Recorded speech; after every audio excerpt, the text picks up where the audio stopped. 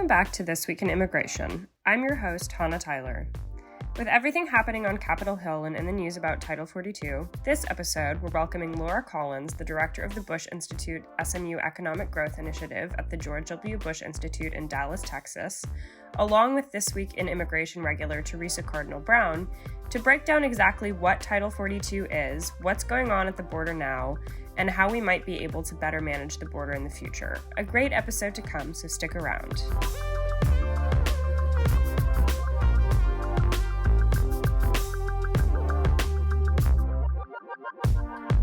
Welcome back. We're kicking off this episode by welcoming Laura Collins of the George W. Bush Institute. Before joining the Bush Institute, Laura previously served as the Director of Immigration Policy at the American Action Forum and has worked at the Republican National Committee and in the Texas House of Representatives. You can follow Laura on Twitter at LVTCollins. Also coming back is This Week regular Theresa Cardinal Brown, who tweets at BPC_T Brown. Welcome, Laura and Theresa. Thank you for having me. I'm excited to be here. Hey, Hannah, glad to be back. Yes. Okay. So let's start by recapping where we stand. What has happened since the Biden administration announced on April 1st that they would be taking down Title 42? What hasn't happened? Well, maybe I'll start with just chronologically, and then maybe, Laura, you can pipe in with subject stuff. So as you said, there were a couple of court cases that actually happened in March that both narrowed and expanded the scope of who would be subject to Title 42. So a DC district court said that families could be expelled under Title 42, but they had to be interviewed to make sure they weren't going to be sent back to persecution or torture, which would limit the method that mostly allowed the government to just send people back without having to bring them and process them. At the same time, a court in Texas said that undocumented minors had to be included in Title 42 and could not be exempted as they had been for the last year. Given these two kind of distinct rulings, first the CDC changed their order to take unaccompanied children out, and then a couple of weeks later just said, we're going to terminate the whole thing. Since that time, obviously, it created a little bit of a political firestorm. People on both sides of the aisle sort of said, wait, we're changing. Are we ready? And I think and then of course we had another set of litigation where several states in a district court in Louisiana filed suit to make the administration keep Title 42 in place. Yeah, this is one of the rare times that I think we've seen Congress in a bipartisan manner actually want to move something on immigration. It's kind of unfortunate because I think as a lot of us who work on immigration policy know, Title 42 is not really good immigration policy because it's not about immigration. It's about public health. And so the tools that it uses are not adequate for actual real border enforcement. They don't incentivize what we want to incentivize in behavior of migrants. We want them to come through ports of entry. We don't want them taking those dangerous journeys across the Rio Grande or through the desert. We don't want Border Patrol to have to do this humanitarian mission. But this is a policy that is forcing all of that to happen in a way that creates far more chaos than is necessary at the border. And so it's a bit unfortunate that this is the one place Congress has felt the need to really mobilize and take action. But I also understand that there is a real fear that there isn't a good plan in place and that CBP and Border Patrol don't have the ability to handle what the pent-up demand for asylum is going to look like, and that there is this real concern that if we don't have this tool that seems pretty harsh and deterrent, that we're just going to have a rush at the border. And it remains to be seen really what those numbers look like and where people try to cross. Laura, that's really interesting. Why do you think that this is something that is galvanizing bipartisan support when so few other immigration policies do? Why this? I think that when we talk about the border, it's still such a mid-2000s conversation. And what I mean by that is, we've gone over the last decade from a border where it was mostly single adult males who were trying to come in for work to now where it really is a humanitarian situation for the vast majority of migrants appearing at the border. We know that people are coming from a number of different countries to try to request protection in the United States. And it's a lot of women, it's a lot of children, and it's a lot of family units.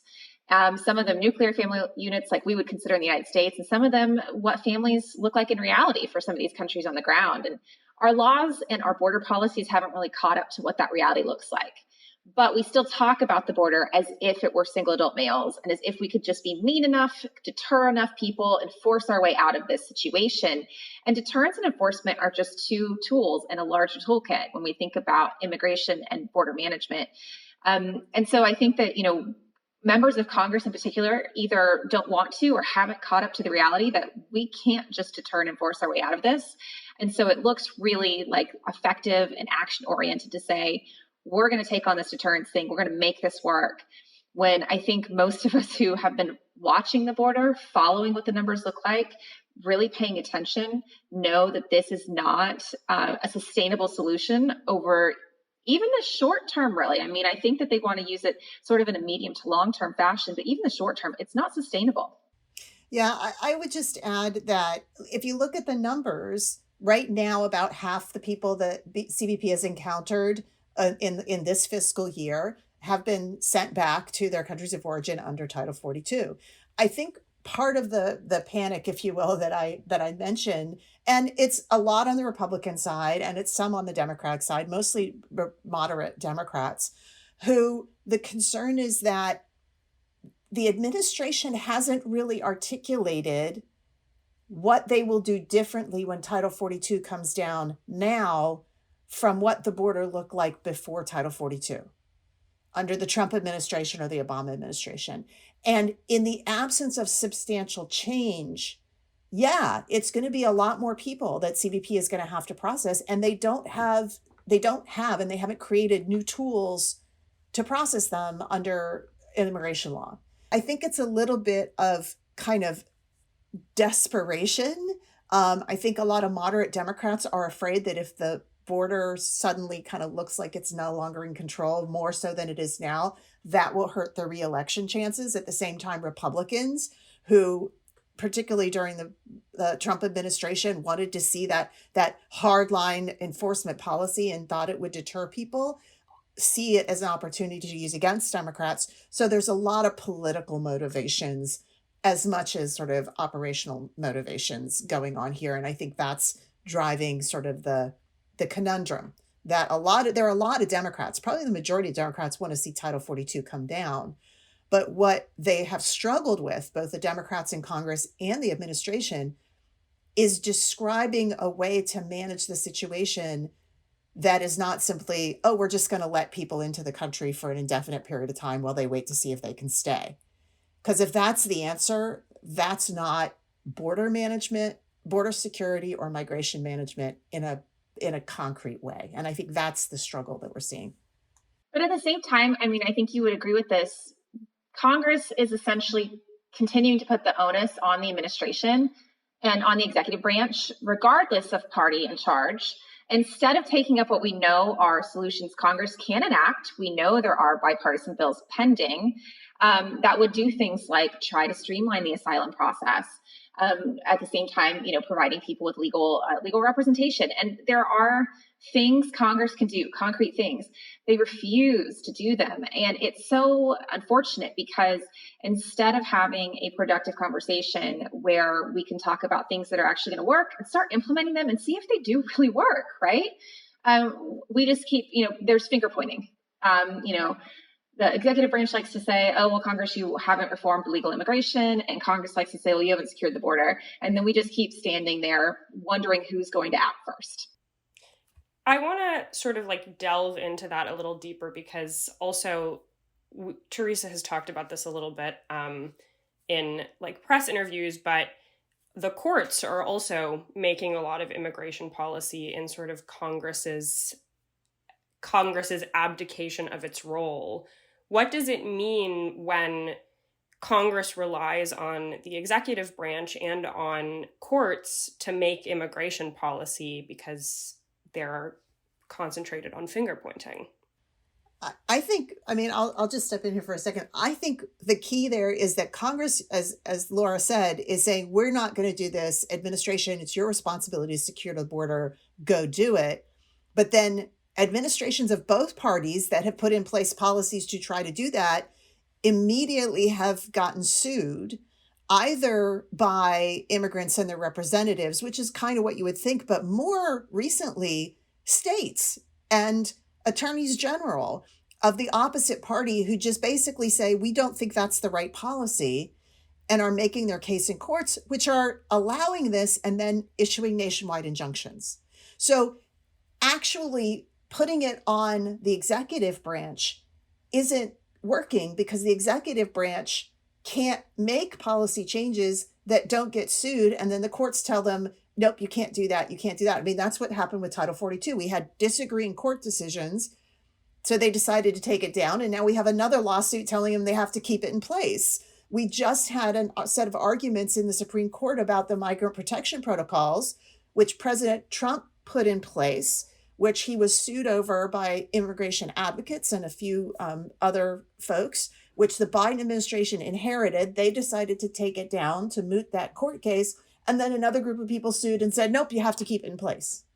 So it really is, from a point of view of policy and operations at the border, it's chaos.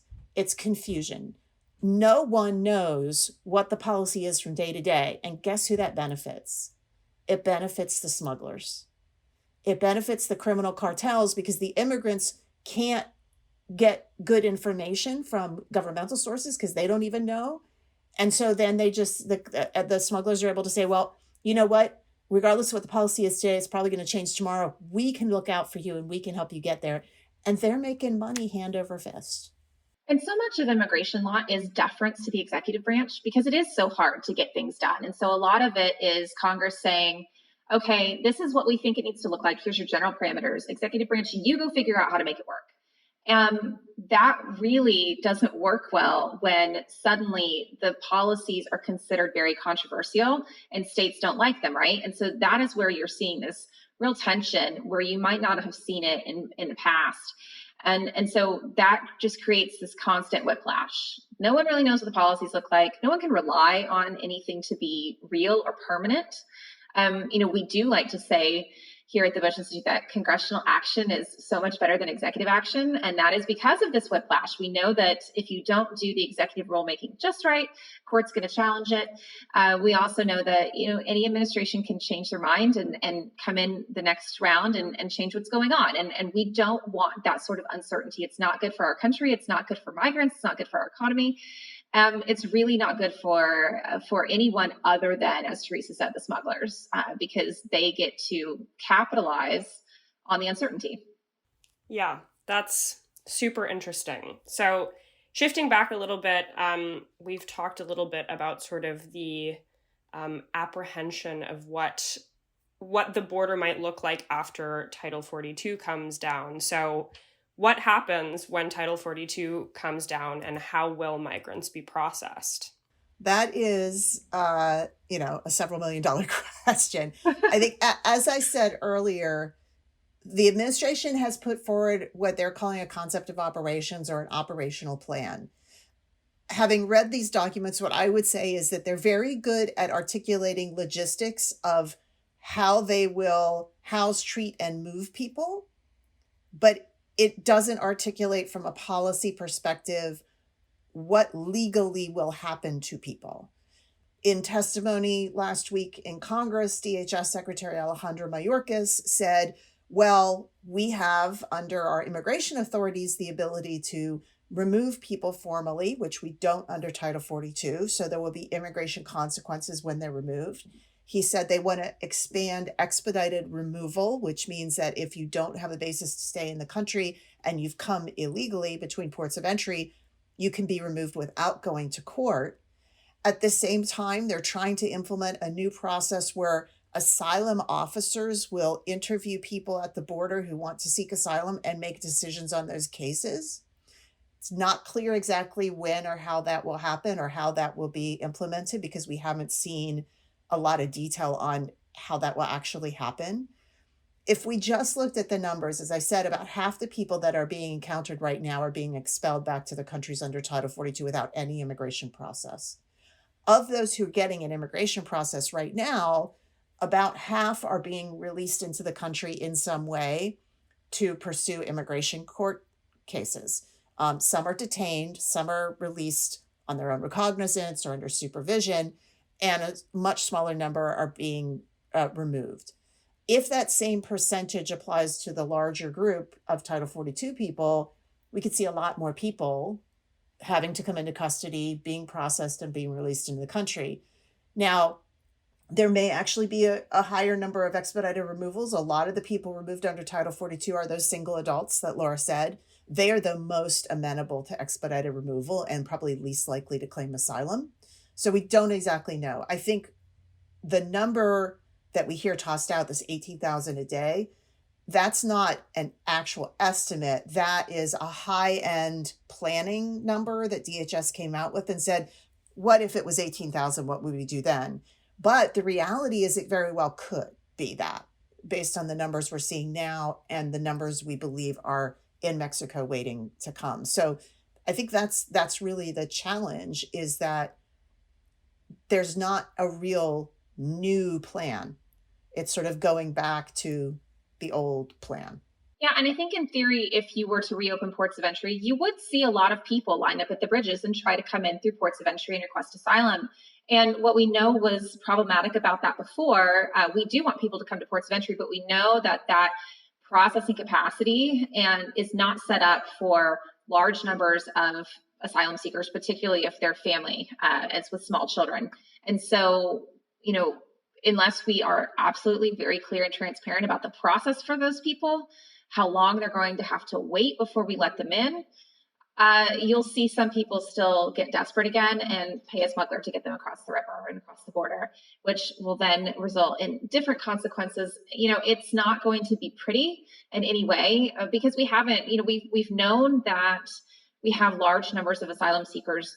We know that a lot of them are families, and we've known this for years, and we have not done a good job about changing the way we do process or figuring out how better to streamline that process so that we are not detaining families for longer than we need to. I don't think that it's a good idea to detain small children. We know what the bad effects of that are, but we also know that these are people who have actually asked for our protection, and they have a legal right to do so. We need to make sure that those processes are in place so that we can efficiently process them through, make sure that they are getting access to the legal rights that they have here, and not placed in a situation that's dangerous for them, continuing to camp on a bridge or pay another smuggler. I mean, one of the things that I've noted, I'm glad you pointed out the ports of entry. I mean, at the very beginning, like if we're talking about like 2017, 2018, we actually did see people waiting their turn at ports of entry. Thousands of people on waiting lists, trying to do it in an orderly fashion. People want to immigrate legally. They don't understand the process. If they're told that's what they have to do, that's what they'll do. But then the smugglers come along as they're waiting patiently and say, if you go between ports of entry, you don't have to wait anymore. And they have to take you. And so we, by limiting the number of cases we could take at ports of entry, actually caused a lot of the illegal entry that we're seeing now. One of the things that struck me about the operational planning for a post-Title 42 world that DHS issued is that they're surging all of these resources, logistics, transportation, housing, medical care, personnel, to support Border Patrol, because they want to, as they say, decompress Border Patrol stations, not have too many people at any one time at a Border Patrol station. If they were to take those same resources that they are surging to support Border Patrol and put even a half of them to support ports of entry, they could process a lot more people through the ports of entry. They could take them from the ports of entry to these central processing facilities that they're creating for Border Patrol stations, do the same thing, decompress the ports of entry, and you'd have much more people coming in a much more orderly fashion, and Border Patrol could get back to the job it wants to do, which is finding those people who are trying to sneak in and bring drugs and are criminals. That's what they want to do. They don't want to deal with asylum-seeking families. And yet that's not the way people are thinking. They're thinking that they're coming illegally, that's how it's going to happen, and we can't affect that, but we can. Do you think there are any sort of members of Congress that are raising these kinds of issues with the 6-pillar plan, or do you think that it's sort of just like a political football and Democrats will say, oh, this plan is enough, and Republicans will say, oh, this plan isn't enough. I think that, not a lot of new plans on the border have come out in the last 2 years. The one that really sticks out in my mind is Senator Cornyn and Senator Sinema did the Bipartisan Border Solutions Act.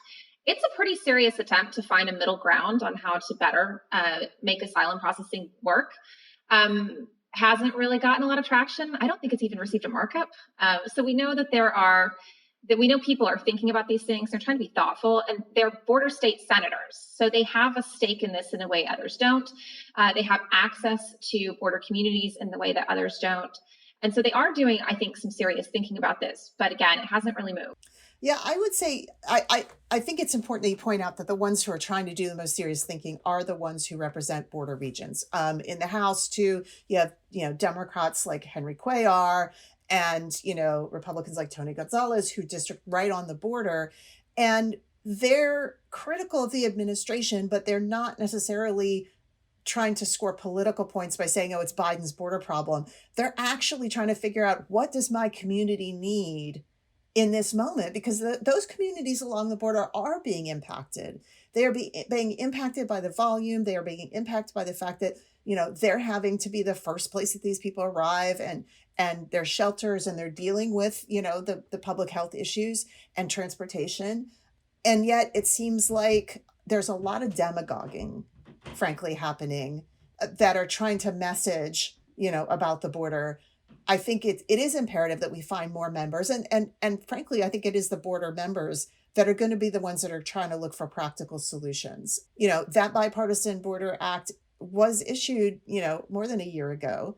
There's a House version as well. I think there are other members that are trying to look at it in the Senate Homeland Security hearing last week.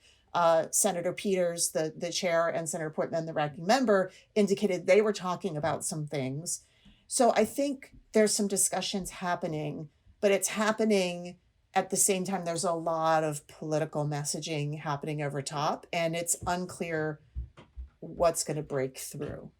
We, of course, would like to see the policy breakthrough and some good bipartisan solutions kind of put forward to help drive the administration and, frankly, subsequent administrations into a new frame to manage what is essentially a new migration.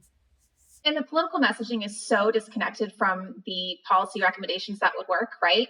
We hear so often that you have to, quote, secure the border because of all the drugs coming across. But we also know that most of the border solutions put forward would address migration, not drugs, because they're not actually strengthening those ports of entries, which is where most of the drugs come in.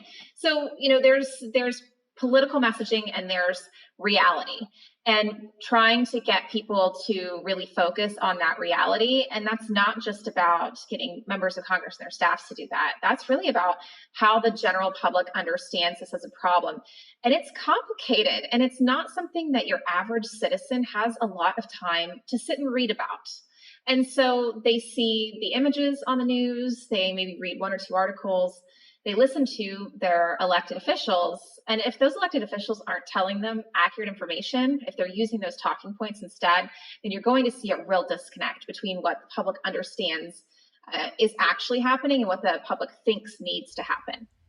Yeah, I think that, we've heard for a long, long time that all we need to do is secure the border. As if it's simple. It's not as if it's simple, as if there was a switch that you could turn or a button that you could push that suddenly would secure the border. It's not that simple. It never has been that simple, and it has never been that simple for 40 years. Whether we're talking about, the 1.6 million migrants that were coming across the border when President Bush was president, or, the 1.7 million encounters we're having this year.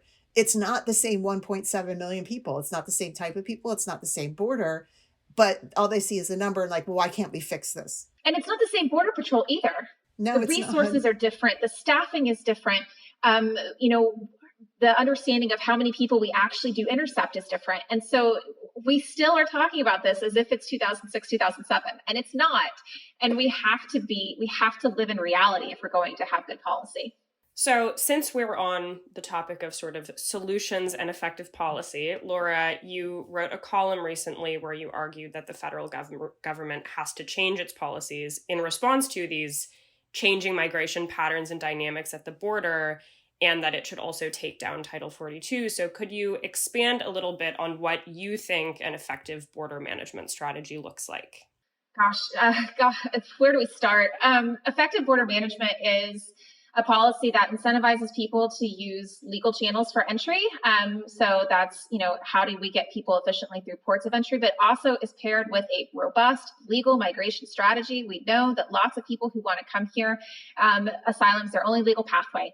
What does it look like for us to say, okay, maybe you're not going to qualify for asylum, but we have all of these different legal visa options available to you at all different skill levels. We have a massive labor shortage in this country. That's one of the biggest magnets to coming to the United States. People know they can come here and work and make a heck of a lot more money than they can at home. They can send that money back, support their families, lift entire generations out of poverty. So you have to pair any effective border policy with a really good legal migration strategy. But it's other things too. We know that, it helps us to really closely cooperate on law enforcement with Mexico and with Central America, because we know these migrants are not just coming from these countries, they're transiting through these countries from other parts. How do we make sure, and some of this is not so much about enforcement, but actually about taking care of people who are taking really, really dangerous journeys. We know they're often exploited on the way. A lot of women experience sexual violence. A lot of men experience sexual violence. How do we make sure people who don't really feel like they have other options have a different place to go, have a different place to thrive? And so much of this is about thinking big picture and thinking regionally, and not thinking about what do we do once they get, within a mile of our border. Theresa, you also argue in your Redefining Border Security report for a new border management strategy, also in response to changed migration dynamics at the border. Could you explain sort of the pillars of the plan outlined in the report? Sure. So the way we have outlined it is sort of what we do at the border, what we do with countries near the border, and what we need to do sort of throughout the hemisphere. And it's also short, medium, and long-term issues, because again, this phenomena didn't start yesterday. It's not going to stop tomorrow. It's, we have to recognize that it's longer term solutions.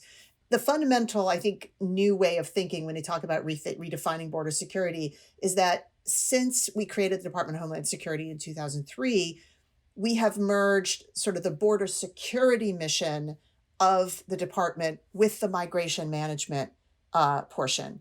And it's not so easy to sort of completely separate them. But any more, particularly when we're looking at the people that are migrating at the border right now, 99.9% of them are not threats in the traditional definition of threats. They're not terrorist threats. They're not criminal threats. They're not smuggling drugs. They are simply migrants looking for protection or a better life.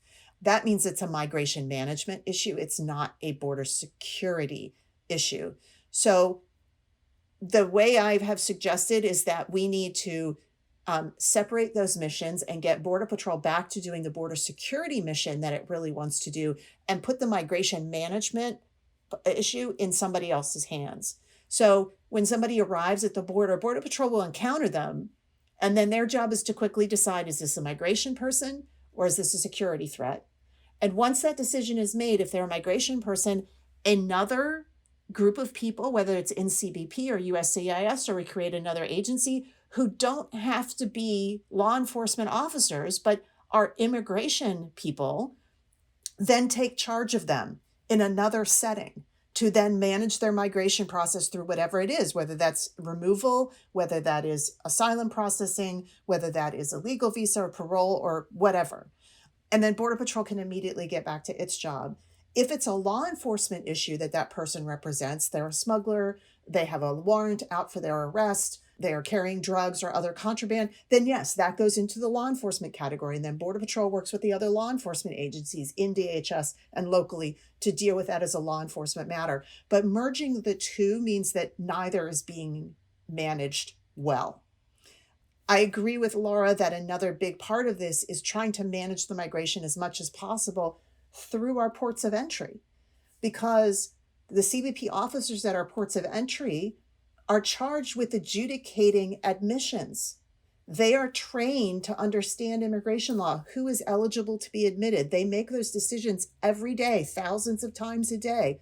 Border Patrol doesn't make those decisions. They are trained to know who to keep out or who to kick back out, right? Who to deport. So they shouldn't be in that business either. So create legal avenues, have more of this going through ports of entry, get Border Patrol back to what they're doing. And then secondly, agree, absolutely, work with Mexico. I mean, I know we don't have the greatest law enforcement relationship with Mexico right now. We had Arturo Saracon talking about that several weeks ago, but we need to rebuild that because we need to work with them on going after the criminal groups that are taking advantage of these migrants and generating more customers for themselves and therefore more people for us to manage. And then looking throughout the hemisphere, how do we create other safe places that migrants can go? How do we help those countries where migrants are already resettling? Let's look at Venezuela, right?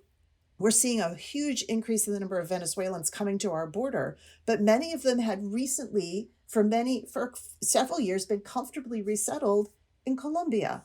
And now they think they have to come to the United States. Why? Can we help Colombia support those migrants so they don't need to come here? Or the Haitians that were resettled in Brazil and Ecuador. Can we help those countries be better places for them to stay so they don't have to come to our border? That's where we need to talk to the other countries about managing migration throughout the hemisphere. And then last but not least, what the president kept saying, which is true, what are the root causes in those countries? And that is lack of economic opportunity, criminality, impunity, corruption, right? All of those things. That's long-term investment, development strategies. We need to be working again in the region for those things. So it's not one thing, it's a lot of things, but that fundamental idea that migration management should be handled a different way than law enforcement at the border, I think is the change that we would most say is important right now. And when you talk about the root causes, I think it's also, so often we've talked about it in terms of, the Northern Triangle and, the gangs there and the violence.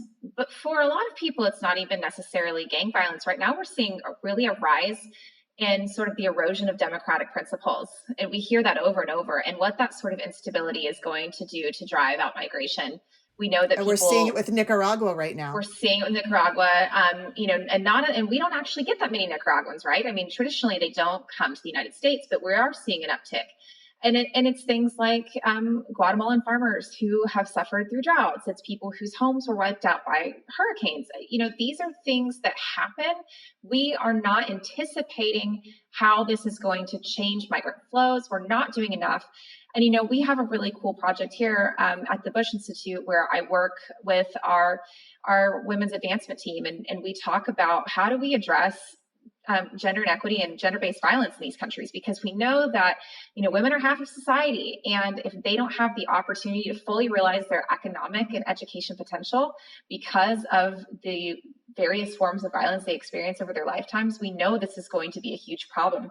We were talking to an NGO down there in Guatemala a couple weeks ago who said that in the first 6 months of 2021, 57,000 babies were born to girls ages, I think, 11 to 16. Just a huge uptick. And it's because they had, people were home during that period of time during COVID and people were being exploited. And, why would you stay in a place like that when you have no hope of your life getting better, when that is what you're subjected to every day? And if we can find a way over the long term to change that trajectory for people and inject that hope, then they're more likely to stay home where they most likely want to be anyway, right? A lot of people don't want to leave. If we can give them an opportunity to live in freedom and prosperity at home, we should.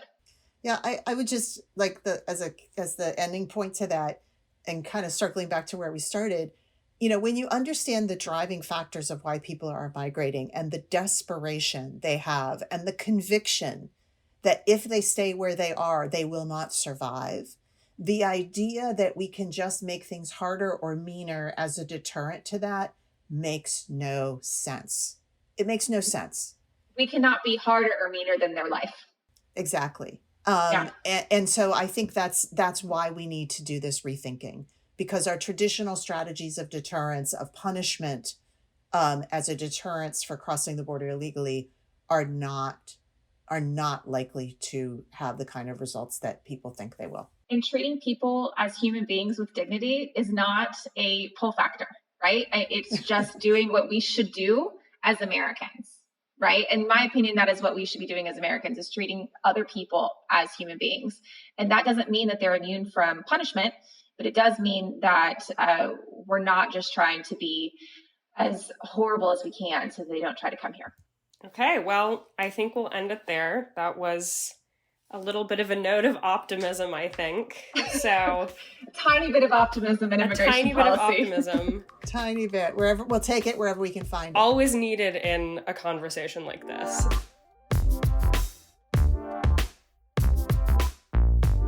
And that's it for our show this week. One last reminder to subscribe, rate, and review this podcast on Apple Podcasts, Stitcher, Spotify, or your favorite podcast platform, and share it with your friends and colleagues.